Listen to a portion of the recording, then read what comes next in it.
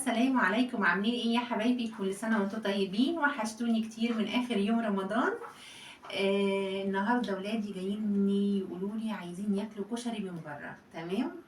فالمهم بتصل على المحل عشان اجيب لهم. لقيت العلبة الصغنونة كده عاملة 35 جنيه، واحنا 4 افراد، فعشان اجيب 4 علب ها ومش هيقضونا. العلب الصغيرة مش هيقضونا.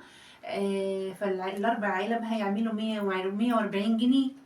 المهم من هنا لهنا قلت لهم طب انا عندي حاجة الكشري في البيت، يلا بينا نوفر ونعمل الكشري في البيت وخلاص، وهيبقى كتير وهناكل براحتنا. تمام. من هنا لهنا ضحكت عليهم وكلفتهم وعملت لهم الكشري في البيت. ماشي، يلا بينا نسمي بالله ونصلي على الرسول ونشوف عملنا لهم الكشري ازاي وضحكنا عليهم. النهارده احنا زهقنا من الاكل وهنعمل كشري مصري. تمام. احنا كده بنحمر البصله وحطينا ميه للمكرونه. تمام. وحطينا فيها ملح، اول ما تغلي هنسقط فيها المكرونه. اكله خفيفه، والناس خارجه من رمضان زهقانه من الخضار والطبيخ والرز والمكرونات وكل حاجه بصراحه يعني.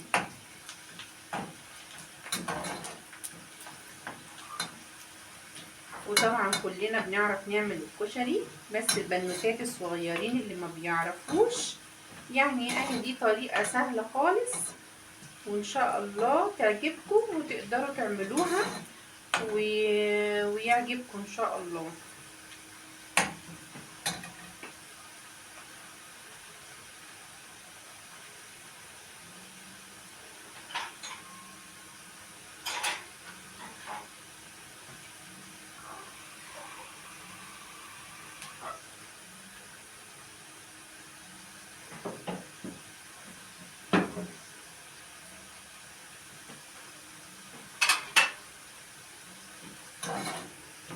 احنا هنعمل الرز على عكس الكشري كده منه فيه زي ما بيقولوا،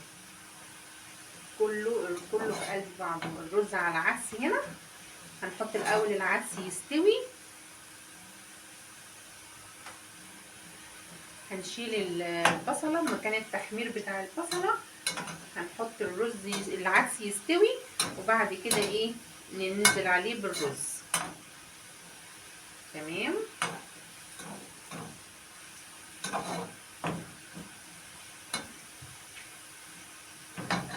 كده البصلة احمرت، هنشيلها وهنحط المية تغلي عشان نحط العدس.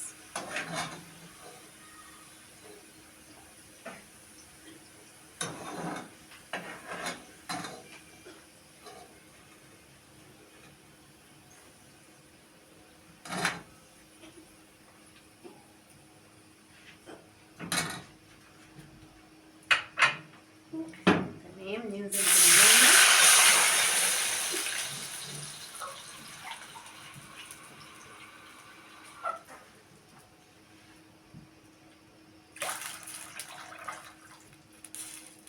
كوبايتين مية على ربع عدس بجبة ونص رز. تمام. دلوقتي هنسيبها تغلي، مش هنحط لها ملح ولا حاجة، هنسيبها تغلي وبعد كده نحط العدس نكون نقعينه قبلها حتى بنص ساعة، مش مشكلة.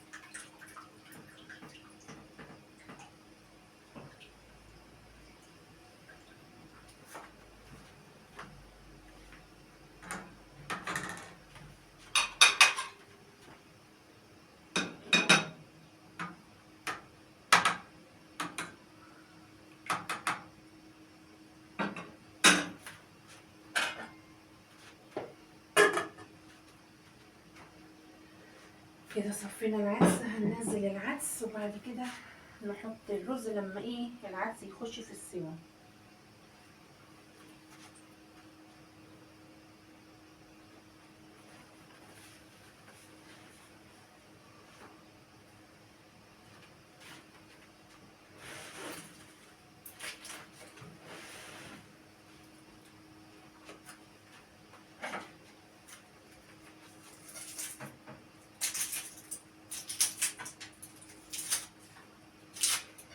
عقبال مية العدس ما تغلي هنعمل الصلصة بتاعت الكشري، وحطينا مية المكرونة ايه تغلي عشان نسلق المكرونة.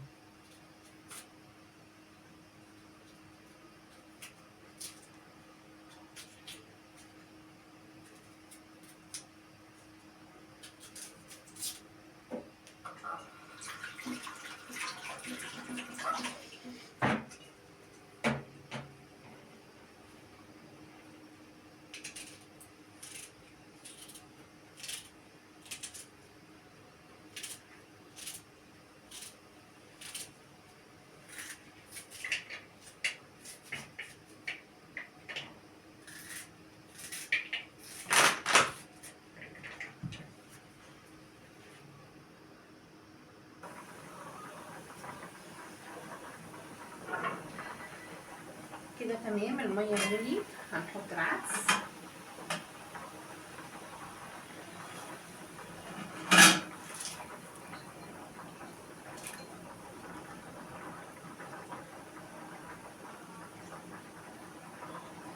تمام، نسيبه يغلي غلوتين كده، وبعدين نحط له الملح والتوابل ونحط له الرز.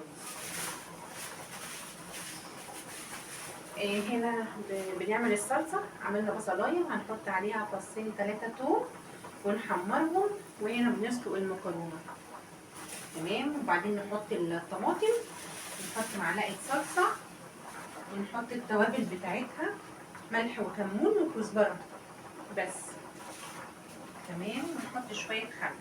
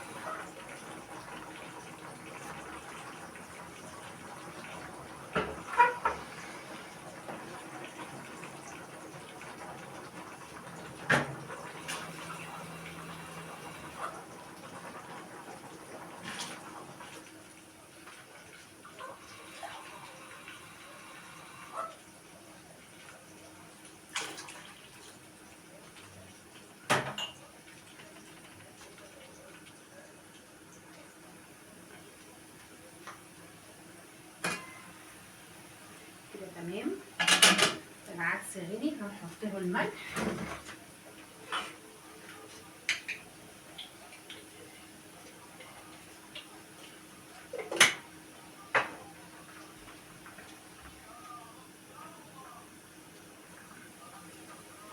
نحط الملح ماشي.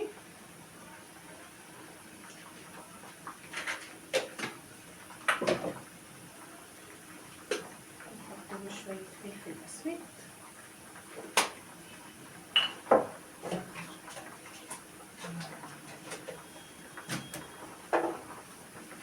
وحبة كمون. تمام.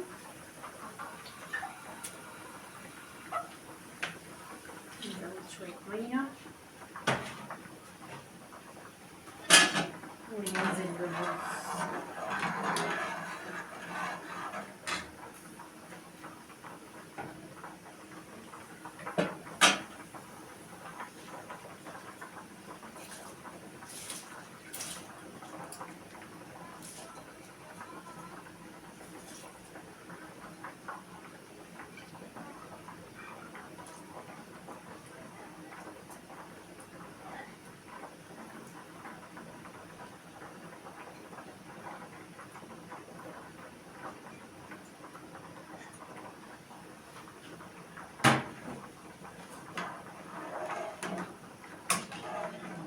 كده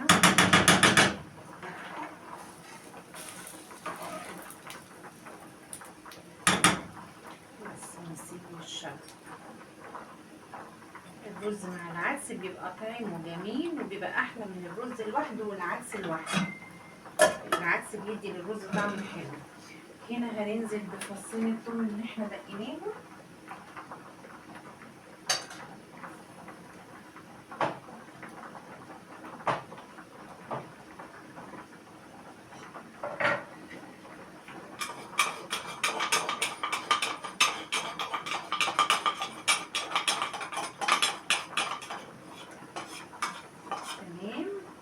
هنشم ريحة الثوم وايه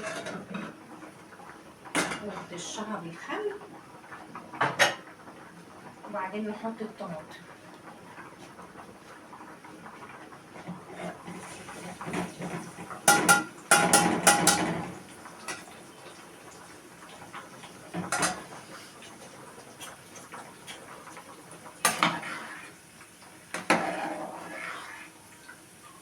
كده خلاص المكرونة تمام. هنصفي المكرونة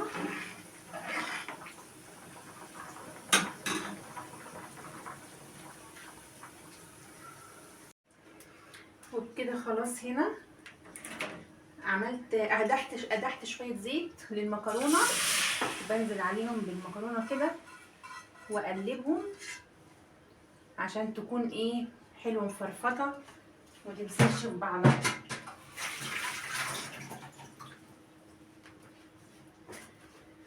بس ونقلبهم عشان المكرونة ما تمسكش في بعضها.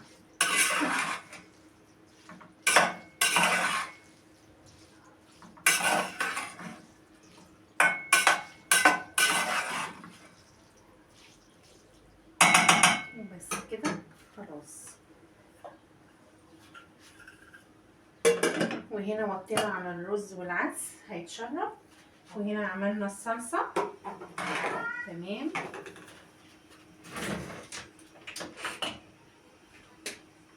حطينا لها التوابل بتاعتها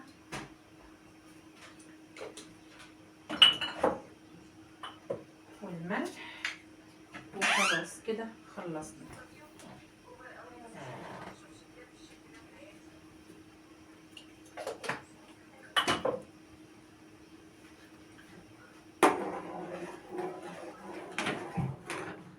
بتجيز الطفل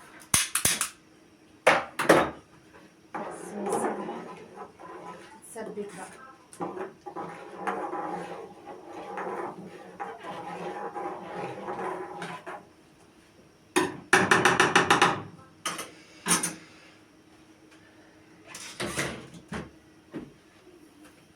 بس تمام كده.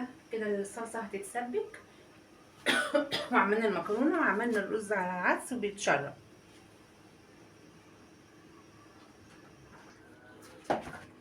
وبكده خلصنا الكشري. احلى شويه كشري صراع ولزاز وحاجات كلها من البيت، مكوناته كلها من البيت، لذيذ وخفيف احسن ما تطلبي من بره بالشيء الفلاني. العلبه مش اقل من 35 جنيه، العلبه الصغيره وفرناه وعملناه من البيت، وبألف هنا وشفا على قلوبكم. وبكده نكون ضحكنا عليهم وعملنا لهم الكشري في البيت وما غرمناش كتير ووفرنا. تمام. واتمنى تجربوا الكشري بطريقتنا السهله والبسيطه وبمكوناته البسيطه، وتجربوه تقولوا لي في رايكم في التعليقات، وما تنسوش تفعلوا لنا الجرس وتشتركوا في القناه، ومستنيه تعليقاتكم كده الحلوه، تقولوا لي جربتوا الكشري ولا لا، وضحكتوا على عيالكم زيي ولا لا. واشوفكم في فيديو جديد ووصفه جديده. كنتم مع رحاب حسين.